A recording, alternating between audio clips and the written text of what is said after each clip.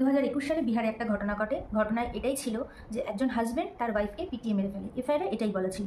তো এফআইআরটা পুলিশ স্টেশনে লজ হওয়ার পরে পুলিশ সেই হাজব্যান্ডকে খোঁজাখুঁজি শুরু করে। হাজব্যান্ডকে খুঁজে না পেয়ে, হাজব্যান্ডকে ধরতে না পেরে পুলিশ সেই হাজব্যান্ডের ভাইকে অ্যারেস্ট করে।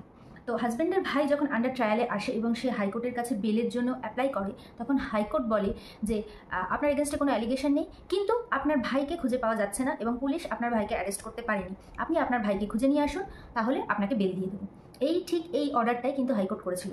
তো হাইকোর্টের এই অর্ডারটা পাওয়ার পরে সেই অ্যাকিউজড যখন সুপ্রিম কোর্টে যায়, সুপ্রিম কোর্ট তখন বলে এর থেকে ইললজিক্যাল অর্ডার আর হতেই পারে না। ঠিক এই ল্যাঙ্গুয়েজটাই বলা ছিল, এর থেকে ইললজিক্যাল অর্ডার আর হতেই পারে না।